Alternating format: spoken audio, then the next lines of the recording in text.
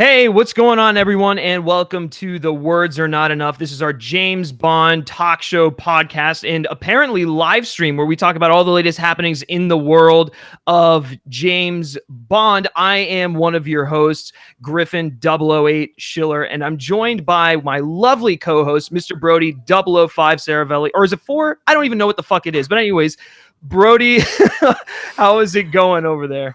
We've done 3 live streams in a row this week, and you still can't remember what the number I know. I just fucking up every time. Also, the show apparently where I always wear a white V-neck, and Bond 25 just happens to be falling apart right in front of us. It's it's a very respectful, tasteful attire. Yeah, these trying times. Exactly. I have a microphone now, so that's nice. I know. Three live streams in, and you have a microphone.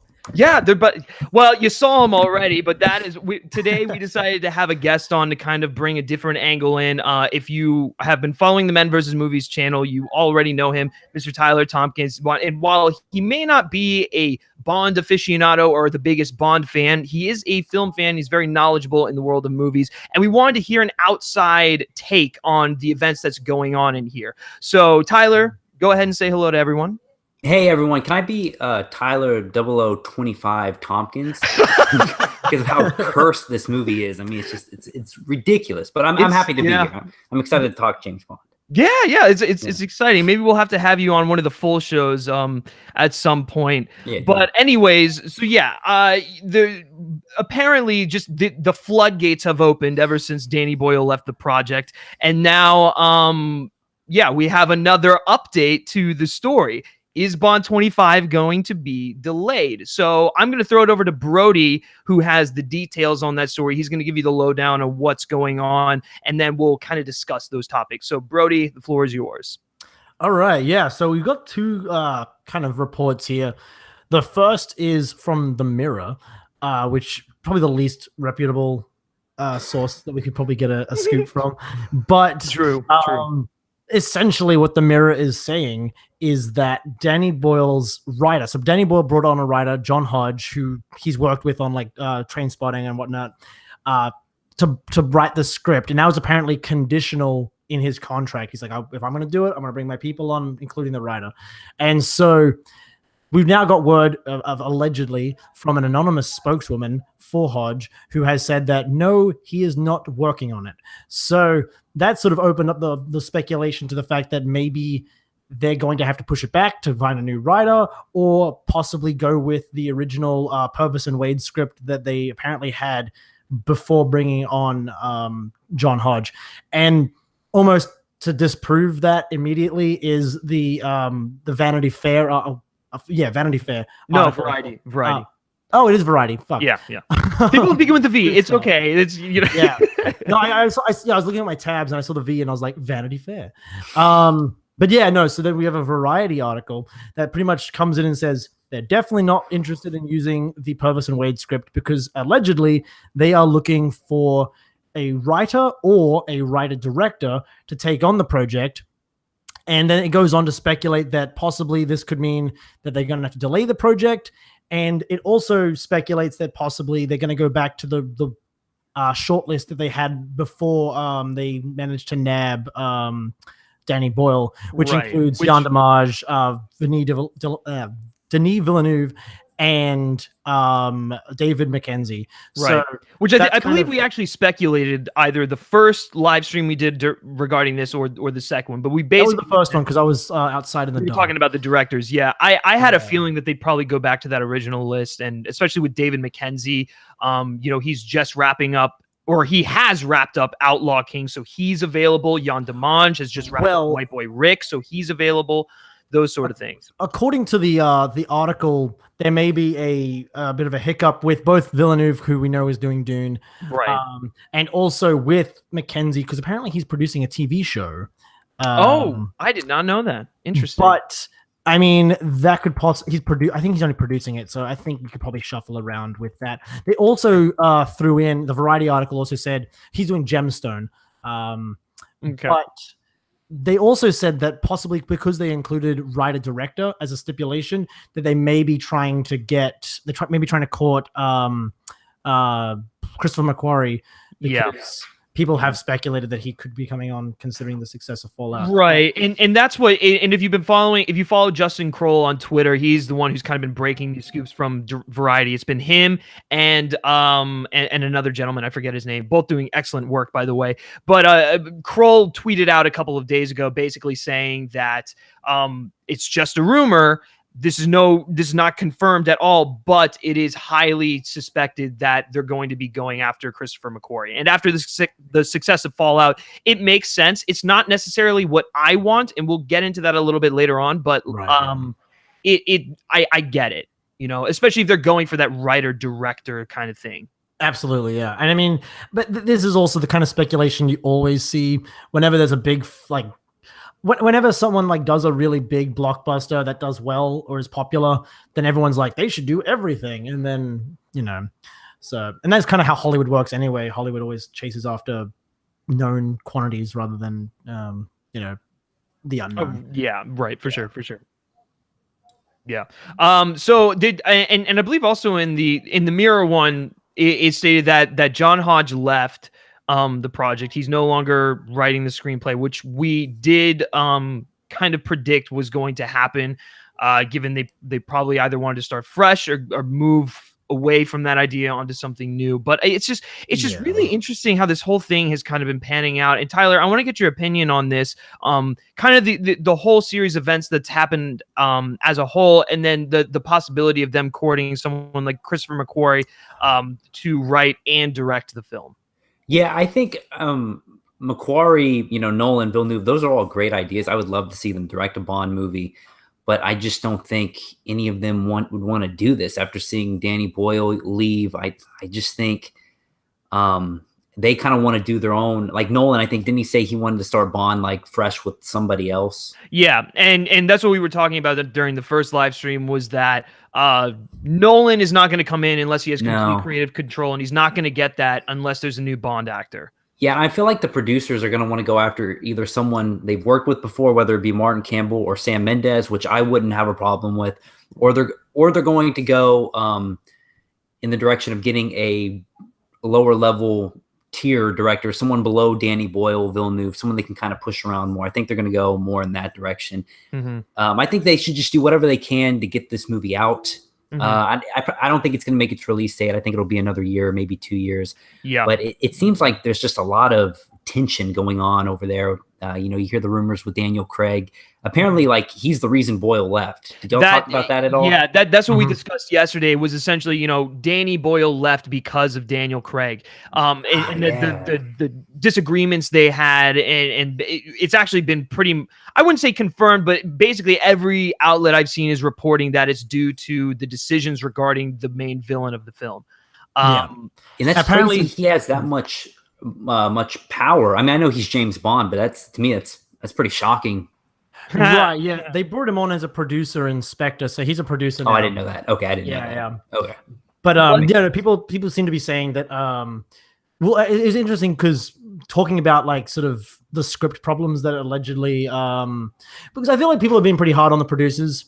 Which I think I sort of covered yesterday when I said I think it's natural to assume that it's the studio or the producers who are causing problems with creative things like this. Yeah.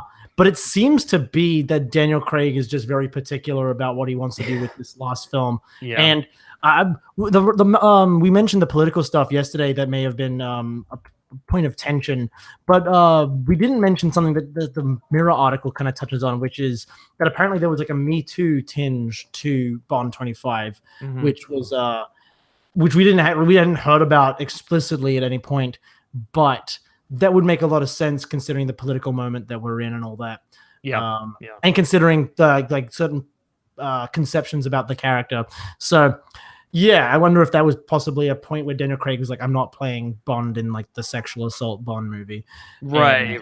Yeah. Yeah, and I'm curious to see, if I had to predict, I personally think it will be Sam Mendes. I'm just going to say that's my prediction. I think he will come back. You're not too far out there because there was what was the article that I guess was published in the UK today that was basically and it was a tabloid, but what was it? Yeah. It had to do with maybe them going back after Sam Mendes, Brody. Yeah, I forget. I don't really know. I think it's like yeah, it was just a clipping we saw a picture of. Didn't really say Right. which publication, but it basically said that they're looking at their shortlist, and also they're looking at bringing Sam Mendes back on, just in case. Apparently, according to that article, this is all based on like a bookie's like predictions, which they have information, but they're not exactly like insiders.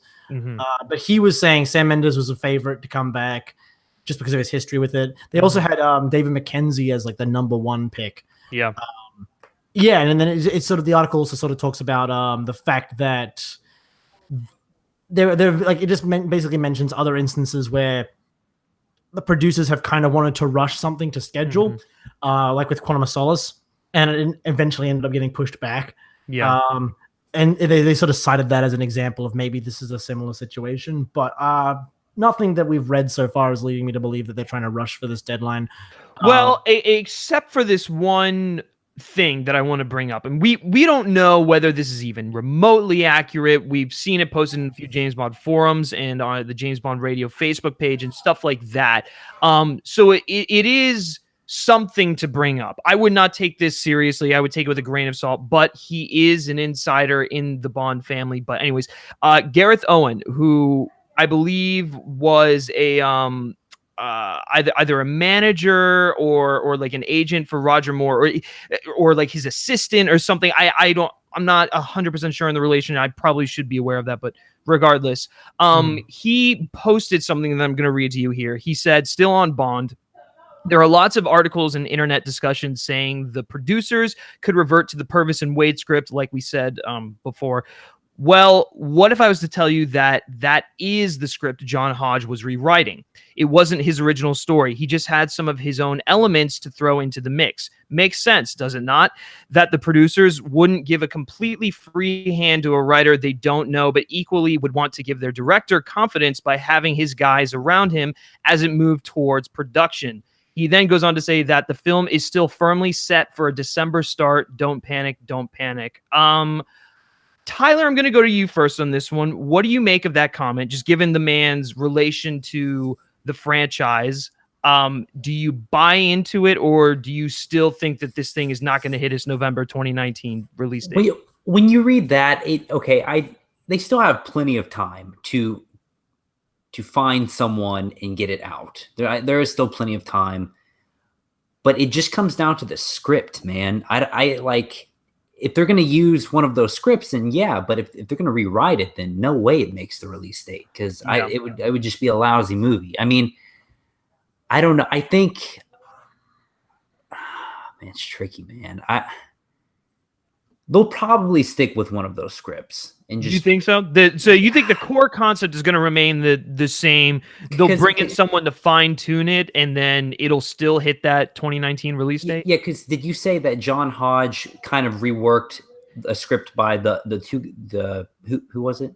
Purvis and Wade, the two guys who were the screenwriters originally, and Hodge kind of. And what this guy is saying is that essentially Hodge came in, he took their idea, but he worked in some of his own original content into the mix. Okay. Which is interesting, because it doesn't seem like that was the direction the film was going in when they hired on Danny Boyle and John Hodge. It seemed like, no, I thought he had an original script. That's exactly what it was. I thought was happening. That's why I don't 100% buy into this. I feel like it's, you know, Boyle and Hodge had the idea of what they wanted to make. It got Daniel Craig really excited. They wrote the script. Eon loved it, and then they were going to move forward with it.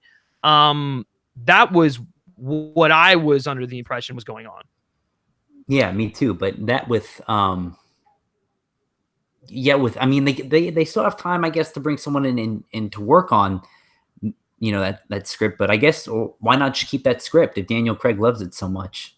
Yeah, you know, find someone who will direct that script. I get like Sam Mendes, just bring him in, he'll direct the script, get the movie out. Hey, maybe get Daniel Craig to direct it. I saw a think piece on that the other day. That'd be kind of cool. That'd be very interesting. Brody, what do you make of these comments from Mr. Gareth Owen? I don't really give it too much credence. I mean, yeah, he's connected to the franchise by proxy, I guess. But I don't know how much I don't think he's in the room when these decisions are made, these discussions are being had. It wouldn't surprise me if we've heard like a lot of different conflicting rumors about John Hodge and Danny Boyle's sort of pitch. Originally, we heard that they had a really great idea, and then they said, "Hey, can we do our idea?" And then we heard that it was just a stipulation that he wanted his writer on board, and then we've heard all these kind of things. It wouldn't surprise me if they brought him on to like touch up a Purvis and Wade's script. That seems to be what happens a lot. That's what happened with Skyfall. There was like a Purvis and Wade script, and then Sam Mendes was like, "I'm going to bring on John Logan, and he's going to rewrite the script, but we're going to be working from the base of what." And that movie worked. That movie worked out pretty well. So it's a pretty common practice in Hollywood in general. But sure, yeah. So I don't know. I don't think that part's completely unbelievable, but I don't know if that's exactly what happened. And even then, I don't think. I don't know. Like. Yeah, they do have plenty of time to sort of get the pre-production stuff. If they're working from the same core like idea and they're just getting someone to rewrite it, then a lot of the pre-production they've already done will still be relevant. So that's kind of good. But if they're going with a completely new writer and a completely new direction, like it seems to suggest with these the Variety article, please push it back. Like I would like to see a Bond film in the next year. I don't need to. I have 24 other ones I can go and watch. I'd rather them just make as good of a film as they can, and that's any film really. But when it comes to like, I think Bond has a nice luxury in that it's really pretty much all Eon works on, right? Like, it's almost like the Marvel situation where Marvel can do whatever it wants with because it only makes Marvel properties. Eon only really makes Bond films and then some indie films every now and then. But so that's really like, let them do that. Universal isn't going to lose any sleep over that. You know what I mean? So they've got like a lot of like wiggle room when it comes to the time frames to just do what you need to do. I've heard some people talk about moving the release date to just mid 2020, like just summer. I don't know. I don't know if they should do that, but if it was going to be pushed to 2020, I feel like that's probably the best spot for it, because you leave it in November and it's pretty close to Star Wars. It's pretty close to all these other things that are going on. But I mean, actually, no, that's 2020. 2020. So Star Wars, you won't have to worry about Episode 9. But okay, Lord knows what other stuff is coming out. Never mind. Yeah, so I definitely push it back then. Don't push it into December. So you are very much a proponent of just pushing this thing back another year to do it right. Absolutely. But that's my stance on every film. But a lot of people, it's upsetting, but like, we promised another Bond film and we're not going to get it on time. But this is the thing, right? Do you want it to be half-assed or do you want it to be good, you know? Well, right, yeah. And this is the thing, like, most of the general audience doesn't even know that this film has been announced. You know what I mean? Like, it's not like they've announced a title and a singer for the song and all this kind of thing and then had to like push it back. It's not like Justice League where they had like the movie was definitely being made and now we can't push it back. This film, it's not on anyone's radar right now just because it doesn't even have a title. It doesn't have all we knew was that Danny Boyle was going to be working on it, right?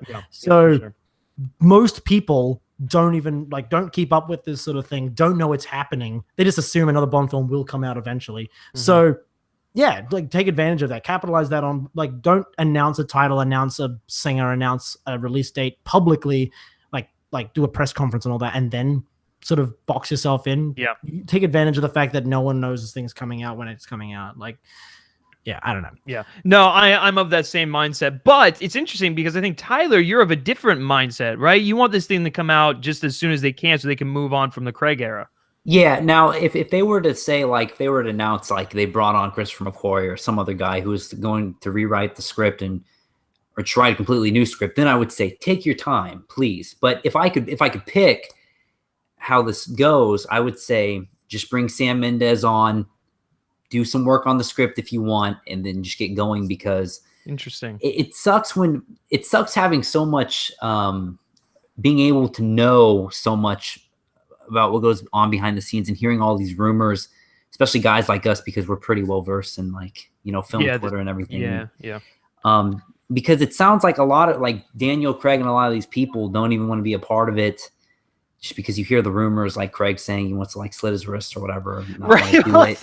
I think that's like just the post Spectre fallout for him. But like I feel like if he was a creative force in Danny Boyle leaving, I don't think that he necessarily doesn't care about the franchise anymore, doesn't want to do another outing. If he's that passionate about it, then clearly he's still invested in it. But I see where you're coming from though, because I've seen that a lot. Which I hope he is. I hope he's not just being stubborn. You know what I mean? Like, I'm a producer, I can do what I want. That's stupid. I want it to go this way. I hope it's not like that, because I love Craig. He's my favorite Bond. I mean, Casino Royale is my favorite Bond movie. I love that movie, and I want him to be in a good movie. But it just seems like people are so fixated on like the next Bond, like Idris Elba being the next James Bond. And that's like the thing. It's just like people are always like interested in what the next big and greatest like endeavor is. Gonna be. Who's gonna get casting announcements. They never do anything for me really, but like for whatever reason, like people just get all worked up over potential casting announcements or rumors. So I mean, I get like people freaking out about it on Twitter, but I mean, Idris Elba was like on a morning show, was literally asked point blank, are you the next James Bond? And he was just like, no. It was awesome. It was I think more people are worrying about that than they are this whole Danny Boyle thing. That's just the unfortunate nature of it. Well, I guess that is true, but it's just crazy how many production issues have kind of been like just going on surrounding the film, but they're all stemming from one incident. So I guess to close this whole thing out, one, I want to get your percent chance that this thing gets delayed another year. And then I also want your final picks for who you think is going to take over as director. This is the last time we're going to talk about who's taking on director until there's someone announced, because we have no concrete information. But that's what we're just going to go off of. So Tyler, I'm going to let you start. Okay, so what I think is going to happen. I think it's going to be delayed. I do. Okay. I think it will be delayed, and I think I'm going to go with Sam Mendes. I'm going to stick to that. I think it's going to be a returning director, whether it be Martin Campbell, someone who's already directed a Bond movie. My personal choice, if I could pick, I don't know if you guys know who David Michôd is. He's an Australian filmmaker. I think he would make an awesome Bond movie. Interesting. He just finished filming a movie called The King. He's a great director. He hasn't really done anything big, but I think he would make a great Bond movie. So okay, interesting. He'd be my personal pick. Yeah. All right, cool. Outside pick. I like it. All right, Brody, I'll go to you. Percent chance and last pick for director. Yeah, that's tricky. I want to first of all say I think it's definitely being delayed. I hope it's being delayed. My gut kind of sank a little bit when I read that. Like, what was it? What was the name of the guy? Gareth Owen. Oh yeah, that when I read that, I was like, oh no. I know, because it just feels like they're just rushing just to get. It feels rushed. It's like this is something you don't need to rush. And also, for a bit of context, I'm not huge on Purvis and Wade as a writing duo. Mm-hmm. I've said this before. They work really well when their ideas get rewritten by a better writer. Every film they sort of write on their own tends to not be very good, especially when it comes to Bond films. I'm not very familiar with their other stuff, but I would, if it comes to, we couldn't get John Hodge, let's just go back to the original script that we were getting rewritten and just go with that. And it's like, don't compromise on a script you weren't happy with to begin with. You know what I mean? Yeah. Especially when it comes to especially following up Spectre, right? Like people weren't completely happy with Spectre, right? No, that's a film that could have used a few rewrites, because you've even gone through and rewritten it, and it's 10 times better. Well, that film is actually that's a nice little plug for something that no one can read. But I gotta read it. Yes, Tyler. We'll discuss it on a later show, but we absolutely should. But it is like, that's the thing though. Spectre was written by John. Give you a sort of a Timeline of the Mendes years. what's her name? Purvis and Wade wrote Spectre. Sorry, wrote Skyfall, and then Sam Mendes got John Logan and Jez Butterworth to rewrite it, and that's how he got Skyfall. And then when it went into going into Spectre, he just brought John Logan back, and John Logan wrote a script, and Sony was like, "Oh, we don't like this. It's a little weird. Let's get Purvis and Wade to rewrite it." And so then they got him to rewrite it, and it was full of like issues, and then they kept poking at all the issues until like right up to production, and they never fixed any of them. So yeah, I just don't want a similar situation where it's like, well, we've got a Purvis and Wade script, let's just go with it, as though they're these proven talents. They remind me of what's his name? Alex Kurtzman and Roberto Orsi. Oh my God. Very mediocre writers who have written like one or two decent things, and then Hollywood just like, we love them. Let them write everything. Yeah. It's like, I don't understand why Purvis and Wade are uniquely qualified to write a Bond film. I think I need to cut ties with them completely. I think it's because they helped write Casino Royale. Right, but it was mostly Paul Haggis. Like, yes, I know, but their names are really attached to that greatness thing. I did not just know that. Yeah, and so and Paul Haggis wrote all the good stuff that was in Quantum of Solace before the writer's strike. So, I honestly scrap that script. Maybe it's really good, but I don't want to say it's scrap it. It's definitely bad, but given their track record, just find new people, bring in fresh blood. We've had these people since The World Was Not Enough. Let's let them go. That's the thing. Well, and that's the other side of it. They're the duo behind some of the lesser appreciated Bond films. I mean, especially Die Another Day, which is not a good movie at all. But I respect what they did on The World Is Not Enough. I stand by enjoying that film thoroughly. Right, but the script isn't exactly the strongest part of that film. Absolutely not. No. But, and so that's like my little rant on them. Let them go. Bring someone else on. Honestly, I think they're going to go. I think if they can get him, they're going to go with Christopher McQuarrie. That's exactly what I was going to say. Yeah. It's because not that like, and I've said before, I said on the like yesterday, the day before, whenever, these are all blurring together. When we were talking about the direct, I think that was the first live stream. Yeah. Yeah. I said, I'm not huge on that idea, like just because I don't like the idea of Bond chasing Mission Impossible around. Considering Mission Impossible is chasing Bond around, it just becomes like the snake eating itself. Yeah. But, and I think that's a really, really like to assume that just because he did a spy film that he's the only qualified person in Hollywood to do that. Bond film. Yes, that's the argument that I don't like. It's such a Hollywood argument. You know what I mean? It's such a Hollywood thing to say. Well, it worked that last time, so. But he is a really good director and a really good, like, excellent writer. So if they brought him on, I wouldn't be upset. We'd definitely get a good film. I thought Fallout was the closest to Bond that Mission Impossible has ever been. Absolutely, I totally agree. Yeah.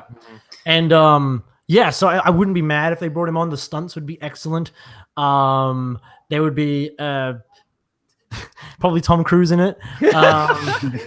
Tom Cruise is the Russian Bond villain. Awesome. Tom Cruise as a Bond villain would be excellent, like a psychotically charismatic human being. Pretty much Tom Cruise.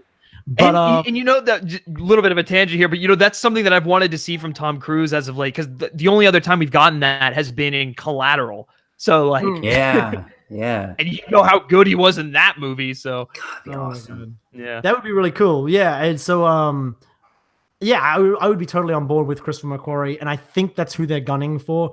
Other than that, I think it may be David Mackenzie, and I'd be really happy with him too. So yeah, I'd be down. I'd be down for that. Honestly, I need to just lock in someone and let them decide whether or not to push it back. You know what I mean? Because if you bring in David Mackenzie and he's like, "Oh, I can work with this within the time frame," then just let it. You know what I mean? Sure. Yeah. Yeah. So real quick though, the percent chance that it does get pushed back. Oh, like 80%. You say 80%? Okay. 80%, I'm going to push you on that. I agree. I think it's going to be 80% pushed back. I think it's basically a no-brainer. Just the fact that they're basically back at square one, I don't see, them getting this thing out by the time they need it, especially knowing how they are about the November release dates. It does really well in November.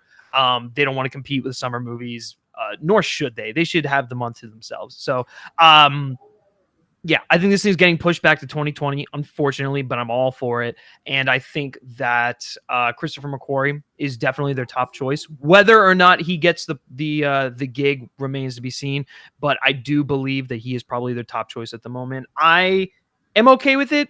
I would have preferred him for a later Bond film, but what are you going to do? I'm not going to be mad about it. The last question I'm going to pose to you, because and I know I said this before here, but I was scrolling through the Twitters here, looking for just any new Bond stuff that popped up in case we missed it.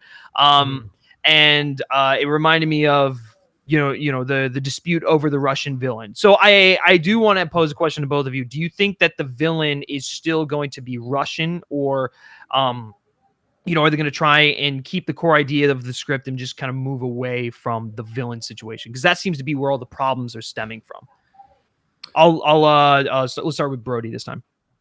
I hope they stick with the Russian villain. That's like one of my favorite aspects of and if our friend Gareth Owen is to be believed, that's in both scripts, right? Yeah. So that and like going back to like the report we read yesterday, it seems as though the producers are keen on the idea. Possibly, because they could possibly not be, because that report had like both arguments in it. But it seems as though there's a possibility that the producers are on board with the idea of sort of tackling the current political climate in this Bond film, which would be really smart, considering the Cold War aspect of it. Yeah. And considering that's like the Bond's bread and butter. Yeah. But, I hope they retain it. I don't know if they will. It really just like that's such a wishy-washy answer. But I mean, I get where you're coming from. It depends on whether or not that was script. Was the reason that they didn't like it. You know what I mean? Yeah. Like if they didn't like it because of the political nature of it, definitely not. Which is a shame, but definitely not. But if that wasn't their problem with it, I think they will. I think they will keep it, and I will very much enjoy it. So yeah. Okay. All right, Tyler. What do you think? They're going to stick with the Russian villain or no? Yeah, I mean, I think you have to, man, especially after it was kind of announced. Like, since people have that in their heads, I mean, that would be crazy to switch it. I hope they stick with it, because that, like Brody said to me, that's like the most exciting thing about the entire movie. To see a Russian villain. So I hope they stay with it. Yeah, I agree. I hope they stay with it too. I love the whole modern Cold War context that they were apparently going for. And regardless of whether the story changes or the script changes, I really hope that they keep that core element the same. So I think that about does it. We've really covered, I mean, this fucking story the past 3 days ad nauseum, and there's just been updates and updates and updates. So I really appreciate you guys sticking with us. Be sure to let me know your thoughts, or let all of us know your thoughts and opinions on the stories we discussed, whether you think Bond is going to be pushed back to 2020, who you think is going to direct. I know that's the big question of the hour, is who's going to direct the next film. With these recent, kind of rumors circulating around, we want to hear from you, see if your mind's changed. So be sure to let us all know in the comments section below. Thank you to my two panelists for joining me here. Mr. Brody Saravelli, where can we find you? Well, you can just find me at Brody Saravelli on Twitter. Pretty much the exact same thing. You can expect the exact same thing that I said yesterday. Just hot takes, just constant hot takes. Hot takes at Brody Saravelli on Twitter. There you go. Yeah. And thanks to our special guest, Mr. Tyler Tompkins. I'm glad you were able to come on for a show here. It's great hearing your input on the Bond happening. So where can everyone find you?